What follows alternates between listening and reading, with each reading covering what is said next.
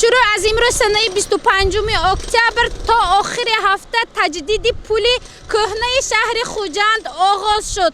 این کار با دستگیری مقامات اجرایی حاکمیت دولتی ولایت سوخت راه اندازی گردید.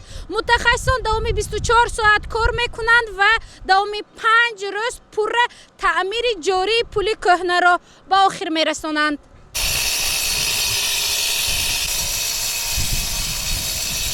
گروهی بیش از 10 نفره برای گذراندن تعمیر جاری پل کهنه شهر خوجند کار را آغاز کردند. تعمیر آن را یعنی پدرچه متخصصان جمعیت دارای مسئولیتش محدود راه آباد می باشد. فرمایشگر این کار اداره ساختمان اساسی ولایت سوخت است. احتمال می رود تعمیر جاری پل کهنه تا آخر هفته روان ادامه کند. Деформационный шов могут кшоды шуда, а даже бисёр обхог даште, даже рафта ба пролёт, ба равоқаҳои худи кӯприк низ зиёнкарӣ истодааст. Аз ҳамин сабаб аз тарафи бо ташаббуси раиси вилоят мана барои таъмин намудани деформациони шов ҳамина мана мо корро имрӯз сар кардем.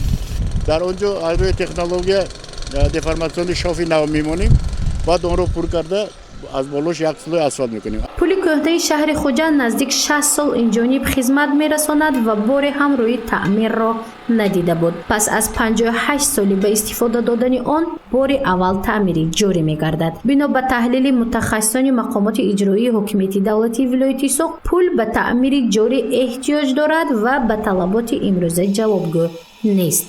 از طرف دیگر من водоотводной труба میگم اوپایی که از در وقت بارانگری از طول کوپرک باید گذرد در دو طرف در اینجا 88 توربو موجود است از دو طرف با 44 دانگی از همین سبب ما این حاضر اینها رو همش کشوده 88 دانه водоотводной توربوی کشوده آیا با уровни на уровни خودی همون اتمیت که اسفالت باید برداشتن در کار که رو در اینجا آب درباره کوپرک نیست. البته ما از ما داریم که تا روز شنبه از اگر هوای نقد شده ماند اگر تا روز شنبه تعمیر جاری این کوپرک رو به اتمام رسونده به استفاده گیریم. در پل کهنه شهر خوجند 88 دانه قبورهای آبگذر موجود می باشد که حالا آن به طلبات جوابگو نیست. متخصصان آن را تجدید و تعمیر می نمایند. بنا به نقشه پیشکی تحریزی گردیده تعمیر آن تا روز شنبه سنه 29 اکتبر ادامه می کند اگر بارشات و تغییریابی هوا به کار تعمیر خلل ایجاد نکند. نوبسته از این متخصصان دوام 24 ساعت کار میکنند تا تعمیر خوب و خوش صفت در وقتش به انجام رسد. نوبسته از کاری که ما تمام میکنیم سرانو بعد یک دو سال سرانو تعمیر کپیتالی رو کوپرک طلب میکنه. چرا؟ برای آنکه اون المنت های کوپرک که در اینجا که 60 سال بود خدمت میکند و یا مانده میشد. برای همین اینا یک بار از بس که من اوپای هر طرف فرومده من از اسباب деформациони шов калон шуданаш водоотводной турбо бирохтанаш барои ҳамон албатта ҳолати кӯприк ҳозира вақт ба қаноатбахш не ки албатта ин кӯприк бояд таъмири капиталӣ карда шавад. مسئولین شعبه تشویقات و ترغیبات بازرسی دولتی اتومبیلی در ولایت سوخت یک روز قبل از آغاز تعمیر جاری ساکنان و رانندگان را آگاه کردند. پل کهنه بنابر تعمیر از دو جانب محکم کرده می شود.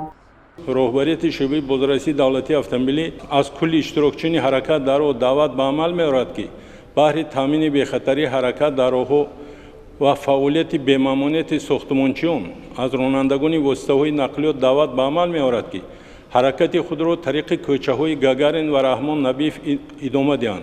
همزمان با مقصد پیشگیری تنبشوی واسطه‌های نقلیات رانندگان واسطه‌های نقلیات را هشدار داده می شود که به ضرورت در کوچه‌های گاگارین و رحمان نبیف واسطه‌های نقلیات خود را توقف نموده برای حرکت معتدل واسطه‌های نقلیات مانع صنعی به وجود نآورند. ساختمان پل کهنه شهر خوجند سال 1959 آغاز شده سال 1964 پر به اتمام رسیده بود. درازی پل کهنه شهر 251.174 متر را تشکیل می‌دهد. پهنایش 11.6 متر را فرا می‌گیرد. از دو جانب پل کهنه راه پیاده‌گرد با پهنایی 2.5 متری мавҷуд мебошад. ҳоло ин мавзеъ то санаи 29 октябр маҳкам мемонад то корҳои сохтмонӣ бо сифати хубу стандартҳои дохиливу байналмилалӣ анҷом дода шавад. гузориши Мафнушкор ва Насим Раҳимов барои барномаи иттилоотии Хабар.